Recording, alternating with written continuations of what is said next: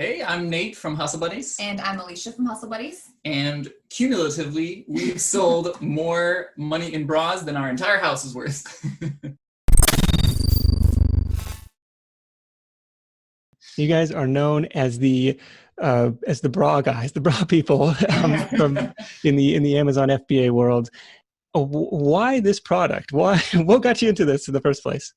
We sell a lot of different things. And back when we were first starting Amazon FBA, one of the big challenges was spending all of our budget. I know initially people sort of struggle with like how to do Amazon, but once we sort of figured everything out, well, we were public school teachers at the time, and I just didn't have enough time to spend all of my budget. And so once we sort of started finding clothing and then like bras from places like Kohl's, it just exploded, because now instead of spending like $100 at a Walmart, if I was lucky, now I'm spending $1,000, $2,000, $10,000 at a Kohl's in a single day, and that just was completely game changing to our business. Right. So the Amazon business is all about how do you multiply money quickly, doing some ROI math in your head. And clothing was a category, when I was doing this a few years ago, was one that I didn't really touch. I think I sold a few I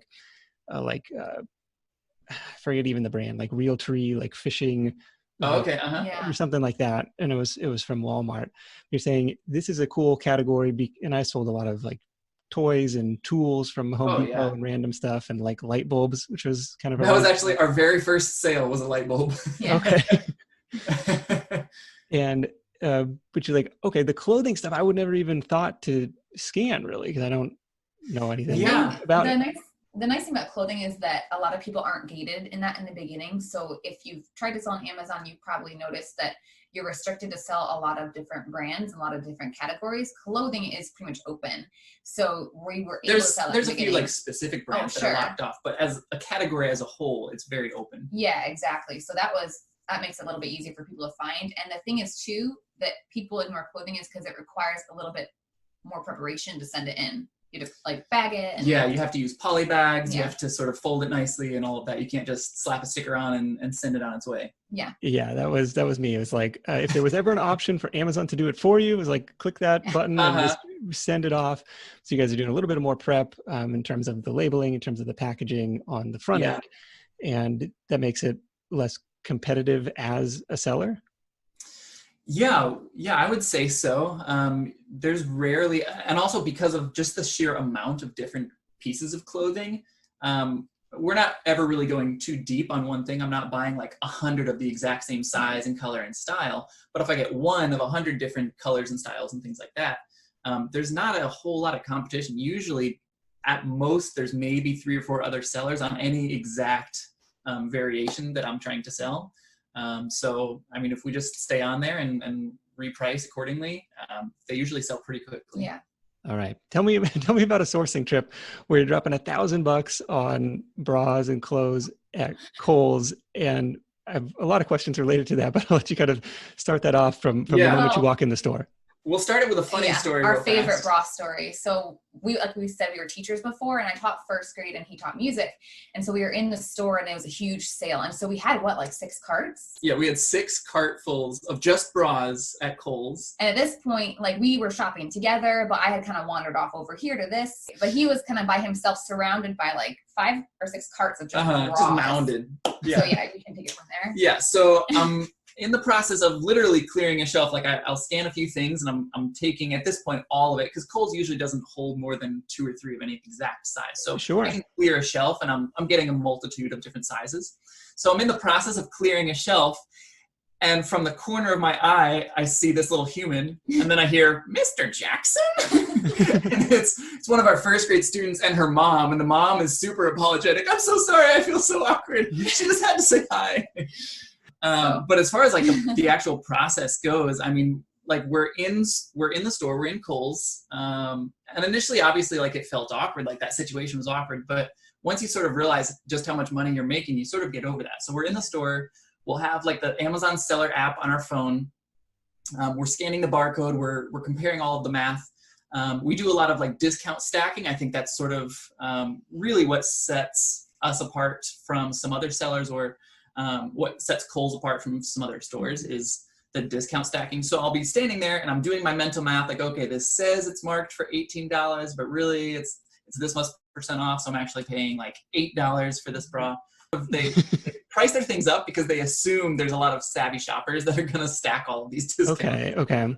So that's really the key, I feel like, with getting tons of stuff at Kohl's. Mm-hmm. How do you, I mean, is it just like you sign up for their email newsletters and you get notified of those deals? Yeah, or? you can sign up for like an email newsletter. I joined a bunch of Facebook groups for Kohl's couponing. It has nothing to do with flipping or reselling, but I joined those groups, and then my page will just be filled. Like my news feed is just filled. As soon as there's like a 30% off sale or a big Kohl's Cash thing, my news feed is just, oh my gosh, who has the 30% off code or this, that, and the other. We actually made like a Kohl's discount calculator, a little download thing that on the website. Yeah, it's on our website, but you can like stack. There's at least 8 different layers of discounts that you can stack on almost every purchase that you make at Kohl's. Wow. Yeah, there's the even credit card rewards and discount gift cards gift cards, all that stuff. But when you're in the store scanning and you've got the Amazon seller app and it tells you, okay, this is how much you stand to make. Here's what it's going for on Amazon. Here's how much you stand to make after fees. And you can kind of compare with the price that's, on the tag in front of you. So you kind of have to do some work in your head. Well, I know it's going to be 30% off plus or minus, whatever sales tax that I have to pay minus this other thing. Like, do you have a quick way, or is it just like through practice of, going up to the register and being like, well, this is what I was out the door for?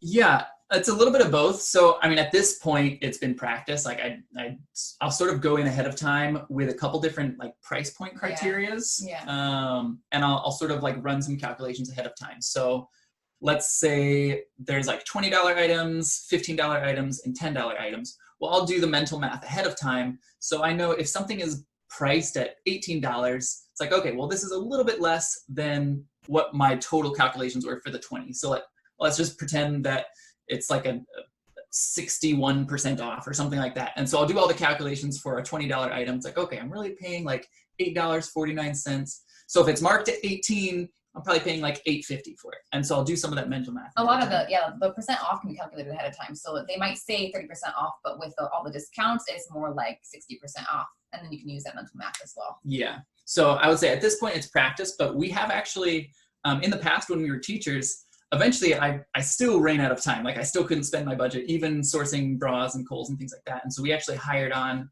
people to shop for us. Yeah. And I would just give them very strict criteria. So like when we were working with people, when we hired that out, we would say like, okay, if it's under this certain rank, so let's say if it's ranked under like 100,000, then we want 100% ROI after all of the discounts. If it's ranked under 50,000, then we want like 75% ROI. And if it's ranked under 20,000, we want like 30-40% ROI. Yeah. So we would have some like general guidelines for that were sort of, I mean, we could teach anybody that, but then as you practice, obviously you can work outside those confines. Right. And that's because the lower the sales rank, the faster it's going to turn once it hits Amazon. Like a sales rank of 1 is the best selling item in the clothing category. Yes. Versus sales rank 100,000, 150,000, I might sit in the warehouse for a little bit. So I'm going to make sure that I double my money when it does sell. Yeah, exactly right. Exactly. Now you roll up to the cash register with 6 carts full of bras. You've cleaned off the shelves. Did they call the store manager over? Like, what's this guy's deal? Like, what is that even like? The only time manager is really called is if, one time the machines broke because we bought so much. Yeah, pro tip, you can only actually check out 200 items at Kohl's at a time. And then you'll have to do a different transaction. Yeah, we broke the machines on Black Friday. Well, I've seen some of your pictures with like the receipts, like that stretch across the whole room. Yeah, I think our record was 130 feet long, one single receipt. Yeah, so usually managers don't get involved unless there's an issue. For the most part, managers are really happy that you're shopping there because you're clearing out all the clearance they cannot get rid of. So as a corporation, Kohl's is not. They're not reseller friendly as a corporation. But if you're a manager at a store and someone's coming and clearing out all your clearance and getting rid of a lot of stuff and boosting your sales, you're not going to ask a lot of questions. Yeah, so we don't usually have a whole lot of interactions with managers as far as like them coming to us to ask us what we're doing. Yeah. But when it does happen, we're completely honest because like we're helping them, they're helping us. I want to build that relationship. So at this point, I have multiple phone numbers of managers in my phone, and I'll get texts and calls like, hey Nate, we just got this new shipment, or hey Nate, we're just putting a ton of stuff on clearance. We know it's like this brand that you like. Do you want us to set some aside for you? Okay, geez. So you've developed this reputation and not trying to be all like sneaky about it. No, exactly. I always like, hey, I'm flipping these. I was wondering if you have any more of this, or like, what are your sales goals for the day? Can I help you hit that? Or do you have any Z rack? That's like the big rack in the back, so I'm not taking up 6 shopping carts. Things like that. So, or I'll ask them like, hey, is there any stuff that you just like can't clear out that's maybe sitting to the side somewhere that I can look at? So I'm always trying to figure out ways that I can help them. And then obviously they repay the favor. They'll 95% of the time, they're really happy that you're there. Oh yeah. Well, at Kohl's, I've never had a negative manager reaction from a single Kohl's that I've been to. Yeah.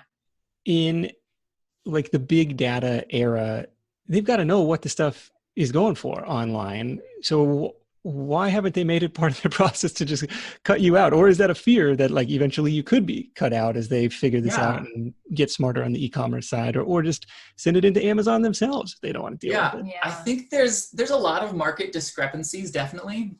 But then there's also like big logistics and small logistics are drastically different. And so like, yes, these items could be profitable if they listed them online themselves, but that would mean that each individual store would have to have a dedicated Amazon seller who's constantly checking their own inventory, things like that. So I could see it happening at like a corporate level, like their online stuff. I could see going down, and I will still shop online. Like that discrepancy does currently exist. If they outsource that, I could see it happening online, but I don't see it feasibly happening in store, just because every store has different prices on different items. And so each store would have to have like their own dedicated flipper sort of. And I don't really see that happening as a whole. Yeah, that was something that on the surface didn't make sense to me. It's like Walmart is like the king of big data. Like they're super smart logistics systems.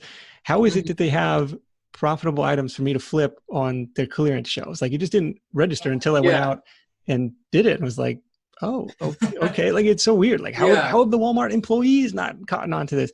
It's another explanation for that, just with ourselves, like we have overflow inventory, we have bad buys, we have things that we have to liquidate or donate, things like that. And so like if we have that and we're resellers, if it's more profitable for me to like sell to a liquidation company, the liquidation company is still making money on my stuff. So clearly if I did something better, I could fill that inequality, but it's more efficient for me to do more of what I'm good at and more of what my employees do and things like that than it is for me to try and dive into that space of like liquidation or things like that. When you were hiring people to go sourcing for you, was that just an hourly part-time job, or did you pay them like performance basis on what they found?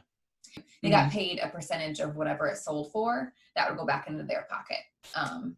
So that also helped encourage like really good sourcing as well when they went out, because they wanted to find these really amazing buys, because that would increase how much they got paid. Yeah. But they would get also paid, I think, per hour for prepping. Yeah. So sort of how we managed it is usually we would pull a person on as a prepper so they could see sort of the back end side of things, where they're taking like clearance stickers off, they're folding, they're bagging, all of that stuff, so that they understand that. And we'd pay them hourly for that. Yes. Then we would sort of upgrade them. They would start to shadow me in the store, and we might do hourly while they are just like shadowing me and sort of learning the ropes. And then we would switch over to like a commission percent profit base pay. Yeah, I'm always curious how people have it set up, because on the surface it's like, well, now that I kind of know how the sausage is made, I could just do this myself. Like, okay, this one's going in my cart. This seems like a really good buy. Yeah. But no, it's, if you can set it up as a win-win, where they're not taking that that inventory risk, they're not taking, their upfront. It's not their upfront cash. Most of the people who worked for us started their own Amazon businesses, and there wasn't like a conflict of interest because they only had so much budget. And so if they found 2 of these items, well, one for them, one for me, and that's totally fine. And we understood, like, I mean, we're sort of competing, but not really. There's so much to go around. That's what people don't understand. People ask us why we teach people how to do Amazon. The thing is, like, there's so much out there that it's not hurting our business at all to do that. Is the price in store, like, is there a big enough discrepancy between Amazon, or is it like when I was sourcing, it felt like very needle in the haystack, where like I'd scan a bunch of stuff and, maybe find a couple things, or I'd spend 45 minutes in a store and then walk out empty handed. I was like, this is kind of frustrating. Yes. A lot in the beginning. I think that's the biggest barrier for a lot of new sellers is that you spend so much time sourcing and it's either hit or miss. You either like hit the jackpot or you come out with nothing. I know we went through that for the first like few months as well. The longer you go on, the more you learn where to source, how to be efficient, and it really speeds things up. Yeah, but there definitely is still that initial barrier to entry, because if it really was like, oh yeah, just go to Kohl's and scan any aisle and it's going to be profitable. Well, it's not going to be profitable for long. Like either Amazon or Kohl's or the million other sellers are going to find that inequality. And so for us, what we tell people is like focus on the clearance sections first. There can be profit in other areas. It's not as common, especially with clothing. Yeah. And the first 6 months, we really tell people too are just for learning. Like, don't expect it. Like, we always want to clarify it's not fast money or easy money. And anyone telling you differently is probably selling you a scam. Yeah. So it's work. It's not fast or easy, but it is simple. Like, it's a very repeatable process. Yeah. Yeah. I mean, it's buy low, sell high. It's probably one of the best business models around, just kind of adding a layer of technology to it. Right. When you guys were still working full time, what was your schedule like for, was it like a once a week sourcing trip? Was it, every afternoon after work? What was going on? That was crazy. We should clarify it was before kids. It was before kids. So we were working every weekend. That's an advantage. Yeah, we definitely had more time. So we were working every weekend, every vacation, every day off, after school, before school. Yeah, so I mean, again, we were teachers, so we would be at school from like 8 to 4. Hopefully our principal is not watching this video, but I was sourcing like during my lunch breaks, during like if I had a study hall period where I didn't have any students, I was out the door. I was sourcing stuff. Every day after school, I was sourcing. Usually I would do a big sourcing trip on like a Saturday. Like I'd go we're from Orlando. So I'd do a big like Orlando trip all around the area. And then Sunday like 8 in the morning until midnight, we'd just be packing and shipping stuff. It was a lot of work. I kind of look back at that past year and think, oh my gosh, like we were working constantly that first year. Yeah. And we actually didn't pay ourselves anything. No. Like we're doing this for zero money. The entire first year, we were rolling 100% of the profits back in. So, but because of that, we were able to quit our jobs. Yeah, we quit our jobs after that. But I mean, it's kind of crazy to think we actually started the whole thing with $100. I think I read one of your blog posts about FBA. This is back like almost 4 years ago. Yeah. And I was reading about like how to do FBA. And it's like, okay, let's try this. And Alysha wasn't really sold on it. No, I thought he was crazy. But I convinced her, like, let me just use $100. And if I can flip $100 into something, great. And if I can't, we're out $100. We had finally gotten to a point. We both had jobs finally. We finally got to a point where we were like somewhat stable financially, and then he's like, he wanted to do this new venture. So we thought, okay, we can do $100, and I thought, well, we'll see where this goes. Yeah. So I took $100 and I just flipped it and flipped it and flipped it, and every 2 weeks or month or so, it was however often Amazon pays you. Yeah. So after the first 12 months, we actually it was $180,000 in total revenue in the first year, and that was starting with $100. Yeah. We always kind of joke, like, if it all crashed and burned, we'd be out $100. Yeah. If our business goes bankrupt tomorrow, well, I'm at $100. That's an interesting way to look at it. Helps me feel better. Yeah. That's crazy. It's $180,000 in revenue off of $100 initial investment in 12 months. I mean, since then we've done well over $1 million in total sales, but 180 in the very first year. Yeah. And then aiming for different margins based on sales velocity or projected sales velocity. Is there an overall metric that you're shooting for after accounting for shipping and sales tax and, the poly bags and the printers and the labels and all the software and stuff that goes into it?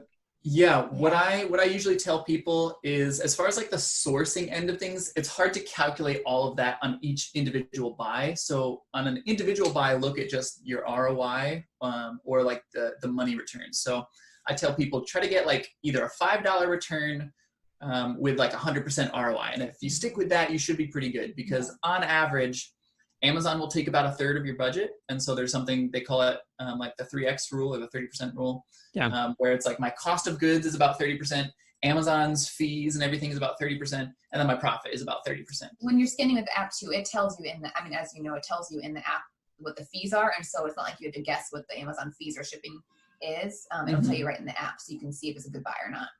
Yeah. So for our business, like after everything is said and done, our net profit on our gross usually hovers around 25%. And that's pretty good. I mean, if we're shooting for like a 3-3-3 split, and then we take some out for like the cost of the account, the cost of paying our employees, all of that, and we're still at like that 25%, then we're doing great. Yeah, that's pretty healthy margin for something that anybody could theoretically go into. Yeah, we're not geniuses. We're pretty average people.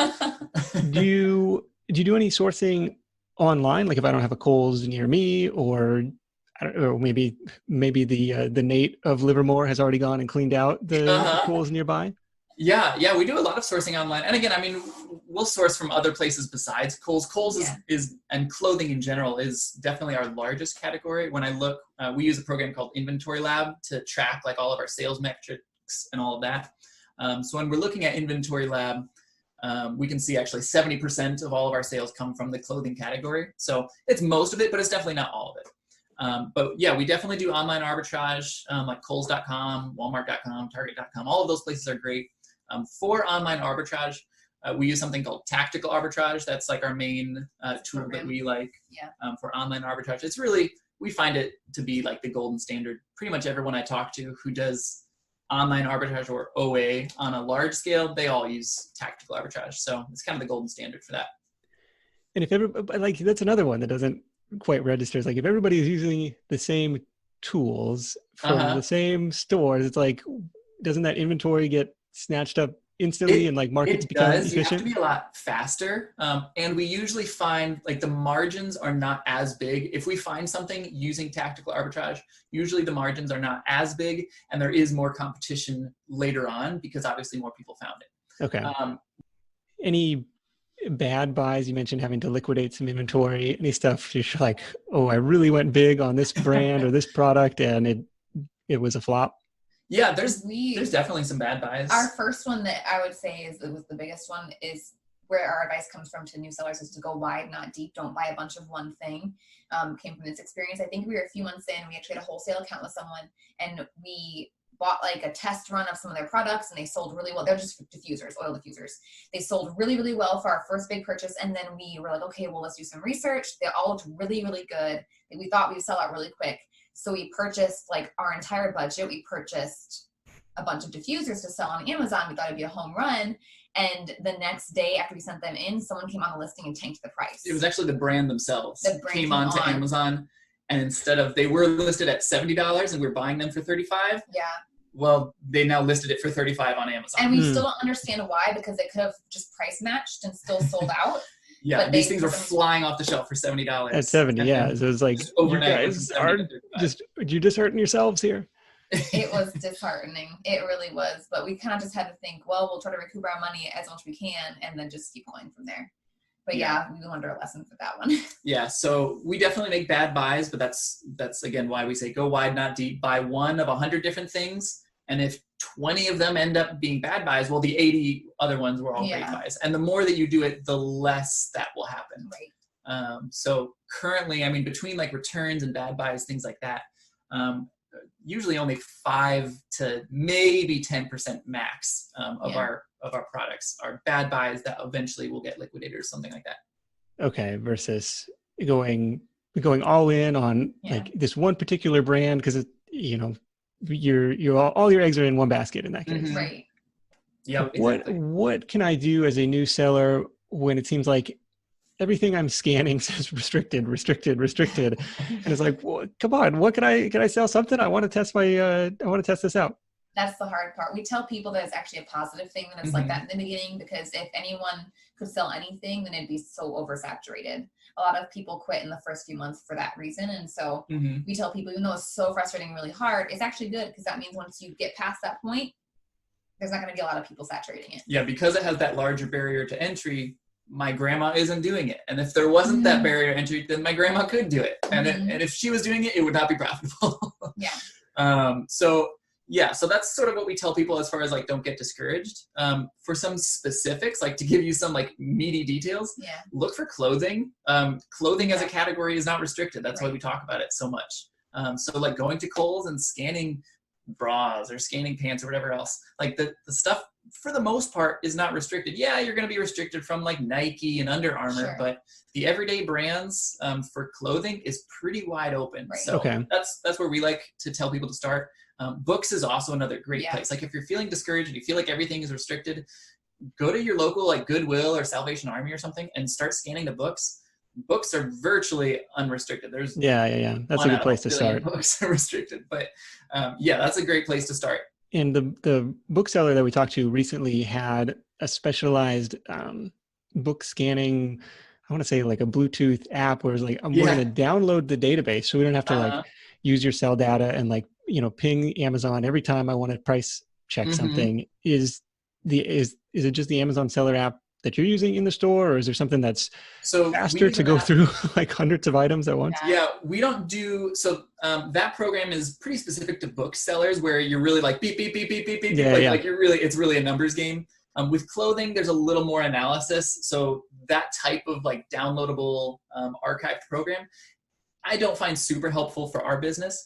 We do use the scanning app called Scoutify 2 a lot. And that's actually, it's made by the same company who makes Inventory Lab. So we mentioned like using Inventory Lab for our bookkeeping. It covers everything. So it has our bookkeeping and our scanning. The reason I like Scoutify 2 is it puts all the data in a much easier to read format. It integrates with some other systems like Keepa is a site where you can see the historical like price history and sales rank history and things like that. So it integrates with that. And then what I like the most about Scoutify 2, it's actually one of the under promoted pieces of it, but it's actually, there's a little tab where you can see history. And because we've been doing this such a long time and I'm going to the same stores and buying the same types of things, I can click on history to see if I've ever purchased this item in the past, if I have any in stock right now, what I sold it for in the past and all of that. And so that came in handy when we had like multiple people who were buying stuff for us, because they might go out on the same weekend. And if this person purchases 5 of an exact color and size, well, we don't want the other person to also buy that exact color and size. And so they could pull that up in the app like, oh, we already have 5 of these listed. We're not going to get any more for now. Or maybe you would pull up, oh, you sold 10 of these last week. Let's get them all now. We don't need to play it safe anymore. At what point in terms of, well, you weren't pulling any profit out of the business, but at what point in terms of sales and margin did you feel comfortable giving notice at work, or was it just? We waited a long time just because I'm more of a closet pessimist is what I say. But we waited a long time. We actually taught for 2 years or a year and a half. Wow. It was a year and a half. A year and a half, while sourcing. And then we quit at the end of the school year. But we made sure there was like within our actual profit, we made sure that there was a huge gap between what we needed to live and what we were making. And so once we quit our jobs, we only as well like paid ourselves what we made as teachers. So no matter how our business is growing, we are keeping our payroll the same as it was this entire time, just because our business needs to take priority over that. Yeah, and it was actually like when I was running the numbers for myself, it was costing me money to go to my job, because like if I'm not working on my business, if I'm not sourcing, if I'm not packing things, I know what my hourly wage is for my business, like just based on my numbers. So then I was going to work. It's like, okay, well, I'm making like $25 an hour at work.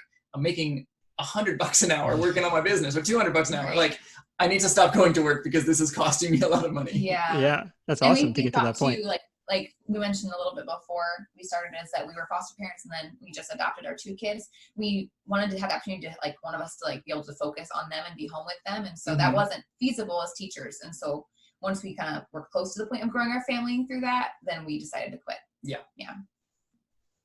I like it. It's very much it sounds like it's very much a volume game. If you're making $5 an item, $10 an item, and just the brute force of like going to the stores and scanning the stuff and then uploading it to Amazon and shipping it in. And there is definitely labor involved. Now, once it is in the warehouse's hands, that's when the quote passive income part comes in, where it's like, hey, I sold, 100 items today and I didn't have to touch anything. Yeah. Awesome stuff. Have you run into the bottleneck of like, well, I cleared out Orlando this weekend and now it's like, I would spend more if I could, but I'm just out of available inventory? Not really. I That's mean, what's crazy is that there's always a new place to find. I mean, he might drive to Tampa or... Yeah, I might drive to Tampa or one of the coasts, like maybe an hour or two away. Yeah. But there's always more stuff. Now, we are a little bit, I guess, lucky in the sense of we live in Orlando. It's sort of like the shopping mecca of America. I mean, if we typed in, like there was a deal at Barnes & Noble's last year. I typed in Barnes & Noble's and I did like a 45-minute drive from my house. There was 18 Barnes & Noble's within a 45-minute drive of my house. Wow. So yeah, I haven't really hit that bottleneck. We have people doing it in Indiana too, like in rural Indiana, and they're doing really wonderful as well. And the thing is, like, there's always more stores. Yes, eventually, like, I've cleared out the Kohls for my area, and they're not going to have more clearance for another couple weeks. But then you go to a different store. Maybe I go to, like, the Nike outlet store. Maybe I start hitting Walmarts now, and there's hundreds of Walmarts. Yeah. So there's always other stores to try, always other niches to get into. So, like, if we have bought seemingly all the clothing that we can find, well, now I'm going to look for groceries, or now I'm going to look for this or that or the other. Or we can pivot more into online sales, or I mean, at this point, like getting into wholesale. So there's always something that you can spend your money on. So wholesale is an avenue. Do you see yourself going down the private label route, or is like, look, there's still plenty of room to conquest here on the. Yeah, we were talking about that last night. We'd like to, because it is definitely a more passive model. We don't like it for beginners because there's so much upfront cost. I mean, you got to spend like $5,000-$10,000 on product to rank it and all of that. At this point, that's a feasible thing for us. So we'll probably look more into that this year. That's sort of one of our goals for 2020 is. Start shifting more passive so that we can just spend even more time with the kids. But I mean, in all honesty, retail arbitrages work, but once you've grown to a certain point and you've automated things, like we have people who are packing and taking labels off and prepping and shipping. After Nate shops, like we're done with I'll spend maybe like 3 days a week shopping, maybe, and then I'm done. And so it's like I'm working 15 hours or so a week, and we're making like we're paying ourselves what we both made as teachers, but the business is booming. Right. So, I mean, there's ways to automate it. That's just sort of taking it up the next level of like front loading all of the work to something like private label. But it's still, it becomes relatively passive the more you do arbitrage. And there's a practice, or there's a rhythm to the shopping trips where you kind of know what to look for and everything. It becomes a little bit more, becomes more efficient over time with practice. But I appreciate you sharing that 3 days a week of shopping, maybe 15 hours a week of sourcing. And then other people now are helping with the other logistics stuff. Exactly. And like what we said before, that's not at all how we started. Like we're working 40 hours at our job and then another probably 40 hours on Amazon and not paying ourselves. But because we put in all of that hard work up front, that's why it sort of becomes passive. I think a lot of people, they'll like watch YouTube videos and things like, oh, they make it look so easy. I mean, at a certain point, it becomes easy. Like we're just sort of coasting. It's a difficult process to learn, but a very easy and simple process to just coast. We try to be transparent with that too in our Facebook group, because if you go in, I don't know, if you take a look at someone who's been doing it for 2 years, it does look pretty easy, but that's not the reality of just starting out. So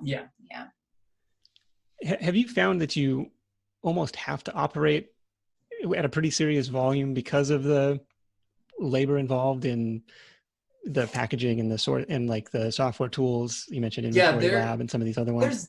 There's definitely like different stages as far as like, I mean, you probably can't, like for example, tactical arbitrage. It's a fantastic tool, but it costs like $100 a month. So that's not something you should buy right at the beginning, because you probably don't have very much budget. Like if that's like a large portion of your budget, well, that's stupid to buy a tool to do a job when your job is just buying inventory. We tell people again and again and again, don't purchase a ton of tools right in the beginning. Focus on inventory, keep it simple. Be willing to put in some elbow grease, and then you'll grow a lot faster. But then for our business, obviously, like the more tools we have, the more numbers we have to do in order to pay for those tools. So it definitely goes hand in hand. There is like a larger quota that we sort of have to do to keep the lights on. And our margins, like the larger a seller gets, the smaller their margins are. So when people are showing their sales screenshots, like, oh, I sold $100,000 this month. That's awesome. But they probably did like 10% margin, which is great. I mean, like that's still awesome money. But you could probably sell half of that and be at 20% margin. So there's a give and take. So yeah, that's right. Any other must-have tools for folks starting out aside from the pro level Amazon seller accounts, $40 a month? I don't think so. There's something called a Scotty peeler that it's like $2. You have to get it to take off stickers. Like we just like use our fingernails for like save your fingernails. It was the worst. So we highly recommend just get a Scotty peeler. Yeah, it's like $2. Yeah. But I mean, other than that, there's not like required tools. Yeah, like you said, the professional Amazon selling account, that's the first thing that you should get. Right. I mean, unless you're really just barely dabbling in this, you can get an individual account for free, but that's just a dabble. Yeah, that's just a dabble. Before you get any tools, get the Amazon Pro account, but you can do most of what we do with just a pro account. We will say to the UPC scanner would be really helpful. We waited a long time for that. We waited too long for that. But it does help things go a little bit faster. They're like $15, $30. Yeah. There's definitely useful tools. UPC scanner, Scotty peeler, thermal printer. Yeah. If you're selling clothing, you will need to be like polybagging things. So you need poly bags. Let's say Inventory Lab. Inventory Lab is useful. Yeah. Those are all great things. There's not necessarily like must-have things. There's always a free way or always the hard way to do something. Yeah. It just but depends as on you your grow, priority. Some people that we know had a little bit more bigger budget than we started out with, and so they want to buy the label printer right away, and that's great, and they have success with that. So it really depends on if you have more time or more money to shift around. Yeah, I remember punching in. Because I didn't have the scanner, like punching in the barcodes, like zero my number and looking over my shoulder, like. Yeah. Yep. So yeah, it comes down to you learn how it works, invest in tools where it makes sense, where it can make you more efficient. Because like you said, at a certain point, I'm losing money going to my job. And it's like, well, that's a fantastic place to be in. Nate and Alysha, very much appreciate you joining me, sharing with me the inside scoop on how the bra flipping empire works. We've got 2 Kohls within 10 minutes of here. So I may make a scouting trip this afternoon and see what's going on. Right now, they're actually doing like a bonus. It's like 80% off of clearance stuff. Plus you can stack everything. Like there's never been a better time to check the clearance area. Oh my gosh. All so right. if you go today, check that out. Here we go. This will be my afternoon activity. Nap time activity over here. HustleBuddiesOfficial.com. Check him out over there. Anything that people should know about the Hustle Buddies Facebook group? What else is going on? Yeah, I mean, if you want to check us out on Facebook. Facebook's a great place to start with our group. Yeah, it's a big community of just Amazon sellers. Hustle Buddies. If you look up Hustle Buddies on Facebook, or if you want to check us out on YouTube, we do a bunch of videos just sharing like tools, tips, and advice specific to Amazon sellers. All right, we will link up all of those resources for this video. Let's wrap this thing up with a number 1 tip for Side Hustle Nation. Does not have to be arbitrage related, whatever entrepreneurial wisdom you'd like to impart. For me, like what I would identify as the number 1 differentiator between someone who has success and failure is the person who can take 100% of the responsibility for both the successes and the failures. So like specific to Amazon, someone who's complaining like, oh, Amazon takes too many fees, it doesn't work, or oh, everything's gated, it doesn't work. That's all blaming an outside source. If you can become the person that says, everything is restricted, let me find the thing that's not, or like, let me scan this entire aisle. It's the person who like takes 100% responsibility. And then when they do find it, like, yes, I found it. I didn't get lucky that I built a 7-figure business on Amazon. Like it was very methodical. I followed the process. A lot of speed bumps, but we overcame them all. So I take 100% responsibility for the success, and I also take 100% responsibility for all of the failures. I try not to blame outside sources. There's always something that I can do better. And I think that translates into, I mean, really any business. I like that. Alysha, anything to add there? No, that was good. Well, sounds good, guys. Again, HustleBuddiesOfficial.com. Thank you so much for joining me, and we'll catch up with you soon. Awesome. Thanks, Nate. We'll see you.